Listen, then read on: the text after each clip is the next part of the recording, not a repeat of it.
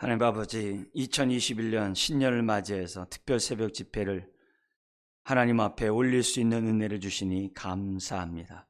우리의 마음을 받으시고 올해도 때를 따라 돕는 은혜를 베푸시되 무엇보다도 선한 목자로서 우리의 삶을 보호해 주시고 인도해 주시고 때를 따라 돕는 풍성한 은혜로 영육간에 채워 주시옵소서. 많은 슬픔과 고통 가운데, 또한 질병과 아픔 가운데 있는 성도들의 마음들을 주님 붙잡아 주시옵시고 하나님의 크신 은혜로 아버지 이 어려운 시기들을 잘 감당해 나갈 수 있도록 하나님 은혜를 더하여 주옵소서. 치유가 필요한 주의 자녀들에게는 치유함을, 참으로 하나님의 경제적인 참으로 여유를 원하는 성도들에게는 경제적인 공급함이, 그리고 여러 가지 아픔과 슬픔과 또 고통 가운데 있는 주의 백성들에게는 주께서 대로를 열어 주셔서 하나님이 함께하는 경험을 할 수 있도록 은혜를 더하여 주옵시고, 앞으로의 일이 막막하고 어떻게 살아가야 될지 모르는 주의 자녀들에게 아버지 하나님 때를 따라 돕는 은혜를 허락하여 주셔서 과연 하나님이 나와 함께 하시는 선한 목자라는 고백을 할 수 있도록 하나님 은혜를 더하여 주옵소서. 그로 인하여 우리가 복음과 하나님 나라를 위하여 하늘에서 이룬 뜻을 이 땅에 이루어드리는 삶을 살아가는데 부족함이 없는 주의 자녀들, 가정들 되게 하여 주옵소서. 우리 하나님이 선한 목자인 것을 참으로 우리의 입술들을 통하여 다 고백할 수 있도록 부족함이 없는 풍성한 은혜 허락하여 주옵소서. 예수님의 이름으로 기도드리옵나이다. 아멘. 오늘 하나님 말씀은 시편 23편입니다. 이 시간 우리 1절에서부터 6절까지 말씀 우리 한 절씩 교도하도록 하겠습니다. 23편 1절. 여호와는 나의 목자시니 내게 부족함이 없으리로다. 그가 나를 푸른 풀밭에 누이시며 쉴 만한 물가로 인도하시는 도다. 내 영혼을 소생시키시고 자기 이름을 위하여 의의 길로 인도하시는 도다. 내가 사망의 음침한 골짜기로 다닐지라도 해를 두려워하지 않을 것은 주께서 나와 함께 하심이라. 주의 지팡이와 막대기가 나를 안위하시나이다. 주께서 내 원수의 목전에서 내게 상을 차려주시고 기름을 내 머리에 부으셨으니 내 잔이 넘치나이다. 내 평생의 선하심과 인자하심이 반드시 나를 따르리니 내가 여호와의 집에 영원히 살리로다. 아멘. 아멘. 우리 하나님은 선한 목자로서 우리를 부르셨습니다. 또한 선한 목자로서 우리의 삶에 부족함이 없게 하시는 우리 하나님이신 것을 믿습니다. 23편은 목자와 양의 그런 관계를 통하여 하나님과 성도, 우리와의 관계를 아주 심오하게 참으로 표현하고 있는 이 말씀이 시편 23편입니다. 특별히 친밀하신 그 하나님과의 관계를 우리에게 보여줄 뿐만이 아니라 언약에 신실하신, 약속을 반드시 지키시는 그 신실하신 언약의 하나님을 이 목자와 양의 관계를 통해서 우리들에게 지금 가르쳐주고 있습니다. 여러분, 23편이 실내시라고 했어요. 실내시가 이 나오게 된 배경은 다른 게 아니거든요. 흔들리는 이 세상 속에, 이 힘들고 어려운 이 세상 속에 정말 흔들리지 않는 믿음과 확신을 주기 위해서 기록된 것이 바로 실내시입니다. 이 실내시를 갖고 있는 사람들은 참으로 이 힘들고 어려운 상황 가운데서도 기도합니다. 하나님을 바라보게 되고 또 하나님 앞에 부르짖게 되고, 그리고 하나님의 신실하심을 정말 확신하는 가운데 기도하고 내 삶을 맡기면서 살아가는 것을 보게 됩니다. 이 실내시와 연관해서 우리 시편에서 제일 많이 나오는 시편이 탄식시가 있어요. 탄식시. 탄식시는 성도들이 정말 질병이나 전쟁이나 기근이나 전염병이나 경제적인 어려움이나 여러 가지 그러한 아픔과 슬픔 가운데 있는 성도들이 하나님 앞에 기도했더니 하나님이 응답해 주셨더라. 그런 내용들을 다양한 예를 통해서 기록해 놓은 것이 탄식시예요. 그래서 성도님들이 내 상황에 처한 그 어려운 형편에 따라서 여러분들이 그런 탄식시를 찾아가지고 거기에서 이렇게 그 말씀에 대입해서 기도하다 보면 정말 은혜를 받습니다. 오히려 어려운 것이 내게 복이고, 어려움 때문에 내가 하나님을 또 만날 수 있는 기회가 되고, 또 어려움을 통해서 정말 하나님이 나와 함께하는 하나님을 만나는 그런 체험들을 하게 됩니다. 그런 가운데 그 탄식시의 가장 기본적인 그 틀이 있어요. 어려움을 겪고 있는 성도들이 그 수많은 탄식시의 그 틀이 있는데, 그 틀을 잠깐 여러분에게 잠시 말씀드린다고 한다면, 항상 모든 탄식시는 여호와로 시작해요. 우리 신약으로 얘기한다면 주여죠. 주여. 네, 주여. 그리고 두 번째가 뭐냐면 내가 처해 있는 환경과 상황을 있는 그대로 하래요. 그래서 우리는 아시죠? 그러죠.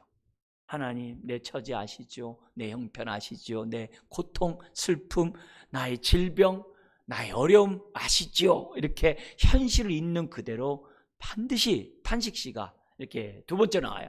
그리고 나서 세 번째가 뭐냐면 바로 이 신뢰의 시에 나와 있는 이 내용이 반드시 들어갑니다. 그래서 세 번째로 하나님을 찾는 자에게는 정말 수치함이 없다. 하나님께 부르짖는 자들에게는 하나님의 응답이 있다. 이렇게 하나님을 신뢰하면서 신앙 고백하는 내용이 세 번째 꼭 나옵니다. 바로 이게 있기 때문에 우리의 기도가 푸념이 아니라 넋두리가 아니라 하나님 앞에 정말 올려드리는 기도가 되는 거예요. 기도의 중심은 내 환경이 아니라 하나님이 중심이 되는 게 기도의 특징이에요. 그래서 세 번째 이런 신뢰에 대한 이 하나님에 대한 이 고백을 딱 하다 보면 낙심할 수 있고 좌절할 수 있고 정말 두려워서 정말 너무나도 어쩔 줄 모르는 이런 상황에 있던 사람들이 하나님에 대한 이 신뢰의 고백을 딱 하면 믿음이 생기고 소망이 생기고 담대함이 생기고 내 삶을 맡기는 은혜가 생기는 거죠. 그런 의미에서 이 세 번째 나오는 그 신뢰시의 이 고백이 이 시편 23편에 나와 있는 한 절 한 절 한 절 한 절의 고백을 만약에 정말 내 상황과 연관해서 고백을 한다고 한다면 믿음이 생기는 거예요. 그리고 나서 이제 네 번째가 뭐냐면 내 형편에 따라서 이제 간구하는 거죠. 그러니 나에게 은혜를 주세요. 응답해 주세요. 역사해 주세요. 치유해 주세요. 정말 함께 해 주세요. 고통에서 벗어나게 해 주세요. 이렇게 기도를 해요. 근데 이게 기도하다 보면 하나님 앞에 응답해서 기도하다 보면은 반드시 따라오는 게 있어요. 그게 뭐냐면은 성령님이 우리 안에서 회개할 것들을 기억나고 생각나게 하세요. 때로는 성령님이 내 삶 속에서 버려야 될 것들을 잘라버리게 하세요. 때로는 하나님 뜻대로 내가 살지 않는 내 모습을 성령님이 책망하셔서 내가 회개할 뿐만 아니라 하나님 앞에 이렇게 살겠다라고 결단하게 하는 그런 내용이 반드시 따라와요. 반드시 따라와요. 그리고 나서 뭐냐면은 마음속에서 정말 우리가 하나님을 바라보면서 신뢰하면서 기도했기 때문에 그 다음에 따라오는 것이 뭐냐면은 응답해 줄 줄 믿고 먼저 감사하면서 할렐루야 하고 찬양하고 끝나는 것이 탄식시예요. 그래서 이 탄식시가 정말 탄식시가 되고 우리에게 응답을 받는 데 있어서 결정적인 역할을 하는 것이 세 번째 하나님에 대한 신앙 고백, 신뢰에 대한 그 고백이 있는 거죠. 바로 그 내용이 바로 23편이에요. 그래서 23편은 한 절 한 절 한 절이 하나님의 이름이죠. 이름에는 아버지의 뜻과 아버지의 마음과 이것을 우리에게 주시고자 하는 열심이 들어가 있거든요. 그 이름 하나하나는 하나님의 명예가 있는 거거든요. 영광이 있는 거거든요. 우리는 그것 때문에 누림이 있고 축복이 있는 거죠. 그래서 23편에 나와 있는 내용들을 우리가 이 신년을 맞아 특별 새벽 집회를 우리가 통해서 말씀을 보고 있는데 정말 우리가 이 시간만이 아니라 일생 우리가 살아가면서 23 편히 내 삶에 응하기를 원한다라는 마음을 가지고 신앙생활을 한다면은 우리의 삶은 할렐루야인 거죠.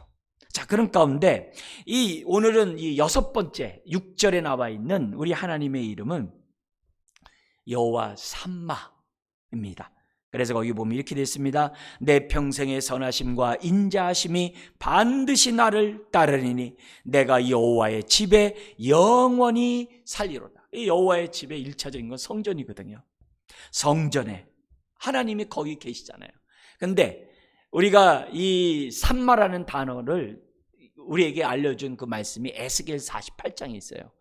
에스겔이 뭡니까? 하나님의 영광이 성전에서 예루살렘 성전에 떠나세요. 왜? 우상 숭배 도굴이니까. 네. 그래서 하나님이 떠나세요. 그 떠난 그 영광을 보면서 에스겔이 막 통곡하고 울죠. 그러다가 하나님이 어떻게 돼요? 에스겔에게 환상 가운데 하나님의 새 예루살렘을 딱 보여줘요. 그게 40장에서부터 48장이에요. 그러면서 거기서 뭐냐면은 뭐가 나오냐면 삼마라는 말이 나와요. 거기 마지막 48장의 끝에 나와 있는 내용을 보면 그 새 예루살렘의 성에 대해서 얘기하면서 그 사방의 합계는 18,000척이라. 그러면서 그날 후로는 그 성읍의 이름을 여호와 삼마라 하리라. 그래서 여호와 삼마라는 말이 거기에 등장을 하거든요. 하나님이 거기 계시도다.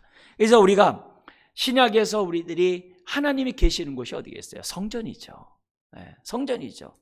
그래서 여기는 1차적으로 성전이기도 했지만 또 뭐예요? 훗날 우리가 영원히 정말 거하게 될 하나님의 그 품을 갖다가 또한 성전이라고 그러거든요. 바로 거기에 하나님이 거기에 계시도다. 그런 의미가 바로 이 6절에 있는 거죠. 그렇기 때문에 요 6절의 이 메시지 속에서 우리는 뭘 보냐면 다윗이 1절부터 5절까지 했던 이 신앙 고백이 진짜라는 거예요. 진심이라는 거예요. 네. 이 6절이 없이 5절에 끝나면요 정말 교만할 수 있어요. 그리고 때로는 제가 성도님을 통해서 또 이렇게 듣는 말이나 그런 어떤 이런 뉘앙스를 볼 때 6절이 없이 5절로 내 인생이 끝나길 원하는 분들도 있어요. 이 5절에서 끝나 6절이 없는 게 뭐냐면은 이 땅에서 천년만년 살려고 해요. 이 땅이 다인 것처럼 이 땅에서만 정말 잘 되려고 하고 이 땅에서만 정말 복된 삶을 살려고 하는 그런 느낌을 받을 때가 있어요. 이 땅은 나그네 삶이거든요. 우리의 본향은 아버지 품이거든요. 우리가 이 땅에 살아가면서도 항상 아버지 품을 생각하는 것이 저와 여러분들의 신앙이거든요. 그렇게 살아야 되거든요. 그래서 다윗은 원수의 목전에서 내게 잔치상을 베풀고 정말 기름을 부으시고 정말 모든 사람들 앞에서 내 잔이 넘치나이다. 이게 얼마나 영광스러운 그런 복된 자리입니까? 근데 그 영광을 그냥 이 땅에서 받고 끝난다고 한다면은 그 진정성이 의미가 정말 이렇게 의심이 되거든요. 근데 다윗은 자기가 이 땅에서 이런 잔치상의 그런 축복을 받고 있음에도 불구하고 그가 바라는 건 뭐예요? 아버지가 계신 그곳을 사모하고 바라보고 있다는 거예요. 이게 할렐루야인 거죠. 그래서 우리들이 이 땅에 살아가고 있습니다만 이 땅이 끝이 아니거든요. 우리에게는 영원한 나라가 있고 하나님의 품이 있거든요. 그래서 우리에게 끝이 있기 때문에 이 땅의 슬픔도 고통도 다 끝이 있거든요. 그리고 마지막에는 정말 여호와의 집에 영원히 사는 축복이 우리들에게 예비되어 있거든요. 사도 바울은 로마 감옥에서 재판받을 때 빌립보서에 보면 그렇잖아요. 나 빨리 하나님 나라 가고 싶다는 거 아니에요. 순교당하고 싶다는 거죠. 그러나 내가 남는 것이 정말 이 땅에 남아있는 교회의 유익이 되고 기쁨이 되니까 나는 아버지께로 빨리 가고 싶지만 내가 이 땅에 남아서 내 사명을 감당했다고 그러거든요. 바울이 그렇게 능력 있게 살 수 있었던 것은 다른 게 아니거든요. 하나님 품을 생각하는 그런 신앙이 있었기 때문에 바울이 그렇게 살았던 거거든요. 다윗도 마찬가지예요. 그의 왕으로서 모든 영광을 누리고 왕으로서 내 잔이 넘치나이다. 얼마나 좋아요. 하나님 이런 삶이 영원토록 지속되게 해주세요. 이럴 수 있어요. 근데 다윗은 그러지 않았어요. 그가 바라는 것은 여호와의 집에 영원히 살겠다는 것. 이거는 뭐냐면 우리 다른 말로 하면 이제 하나님의 임재 속에 하나님과 교제하면서 자기는 사는 것이 더 정말 좋다는 것을 이 6절에서 지금 우리들에게 반영하고 있거든요. 그러니까 우리가 이 땅에서 살아가면서 정말 우리가 하나님의 임재 속에 살아가고 하나님과 친밀한 교제를 나누면서 우리들이 살아가고 하나님의 돌봄 가운데 살아가는 이 축복이 정말 우리가 이 땅에서 살아가는 데 있어서 중심이 돼야 되고 핵심이 돼야 돼요. 먹고 사는 문제가 아니라 내가 성공하고 이름을 날리는 그런 문제가 아니라 정말 주님의 임재 속에서 주님과 정말 친밀한 교제를 누리며 사는 것을 무엇보다도 우선적으로 해야 됩니다. 그래서 예배 중심, 말씀 중심 하는 이유가 그거거든요. 그래야지만이 이런 삶이 깊어지면 깊어지고 은혜가 되면 될수록 나중에 정말 주의 품에 안겨서 영원토록 주님과 함께 거하는 그 삶을 사모하게 되어 있고 정말 그런 삶의 그 즐거움에 동참하는 저와 여러분들이 될 수 있다는 거예요. 그래서 이 땅에 살아가면서 정말 예배를 소홀히 여기고 하나님과 교제를 소홀히 여기고 말씀 묵상과 기도를 소홀히 여긴다고 한다면 과연 하늘나라에 대한 소망이 있는 사람이라고 말할 수 있냐 이게요. 하나님과 정말 영원토록 친밀한 교제 속에 있기를 원하는 사람이라고 정말 말할 수 있냐 이게. 그럴 수 없다는 거죠. 오늘 이 6절의 모습이 저와 여러분들의 삶에 있어야 될 줄 믿습니다. 2021년 새해를 시작하면서 우리가 이 땅에서 정말 잘 살기를, 복된 삶을 살기를 다 원하고 있습니다만, 그러나 궁극적으로 우리가 바라봐야 될 것은 하나님 품이거든요. 그날을 생각하면서 우리는 어떻게 돼요? 우리 이 땅에 우리가 교회에, 성전된 이 교회에 정말 기쁨으로 예배를 드리러 나오고 예배를 드리러 나올 때마다 정말 이런 영원토록 나중에 주님과 함께 정말 예배하며 거할 그날을 바라보면서 우리가 예배에 참여한다고 한다면 이 땅의 삶이 얼마나 복되겠냐 이게요. 그러면서 다윗은 6절에 이런 얘기를 해요. 내 평생의 선하심과 인자하심이 반드시 나를 따른대요. 5절의 원수가 따르는 게 아니라 하나님의 선하심과 인자하심이 반드시 나를 따른대. 따른다는 단어가 원래는 이게 추적한다 이런, 그러니까 추적하고 추격한다 이런 단어거든요. 짐승이 막 이렇게 자기의 먹거리를 찾고자 이렇게 타켓을 놓고 따라가서 잡는다는 그 단어거든요. 굉장히 부정적인 단어예요. 근데 지금 뭐냐면 그걸 하나님과 연관해서 정말 말씀할 때는 얼마나 할렐루야입니까? 내 평생의 선하심과 인자하심이 반드시 나를 따라서. 그 말은 무슨 말이에요?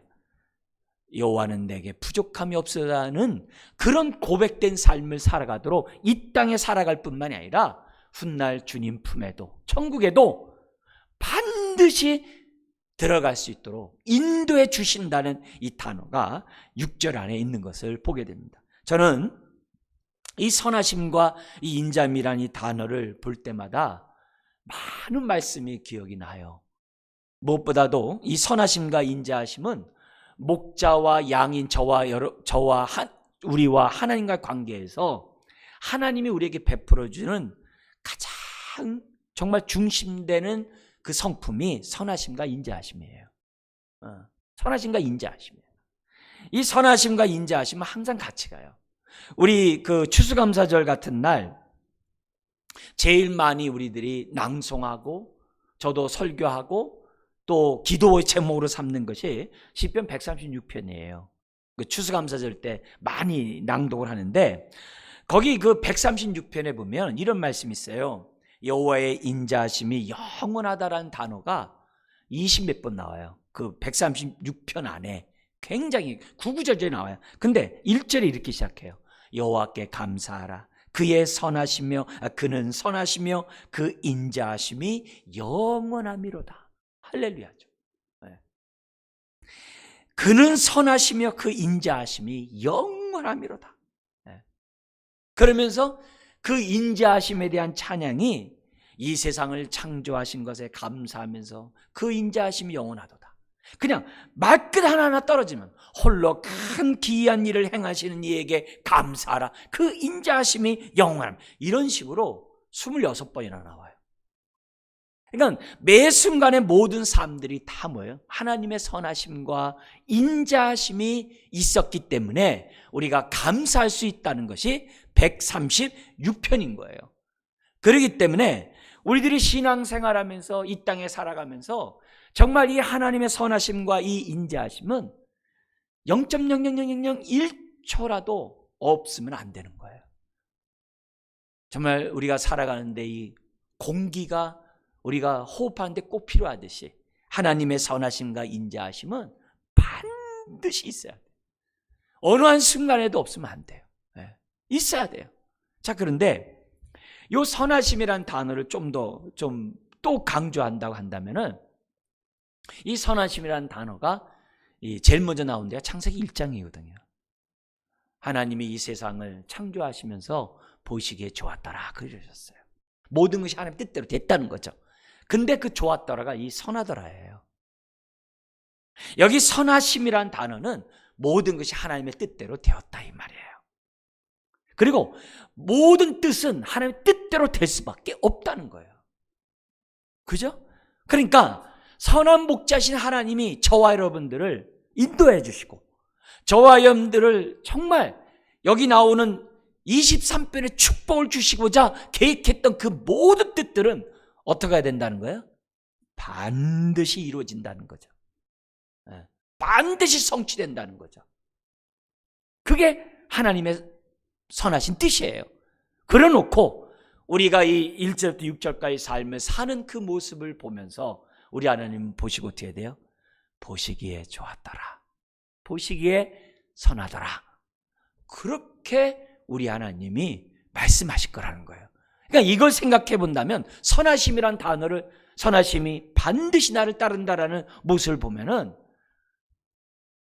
비록 사면초가이고 갈 바를 알지 못하고 앞으로 어떻게 살지 이 두려움이 내 앞에 있다 할지라도 현실은 이제는 깜깜절벽이라 하더라도 하나님의 선하심을 믿으면 어떻게 되는 거예요? 걱정이 없는 거예요. 왜요?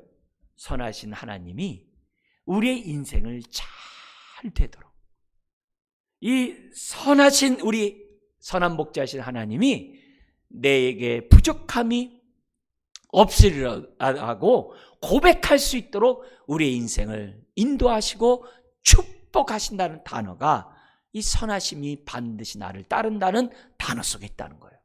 그러니까 이걸 생각하면은 미래가 잘 될 수밖에 없는 거죠. 내 삶이 잘 될 수밖에 없는 거죠. 때로는 모든 부모들이 자녀를 놓고 기도해요.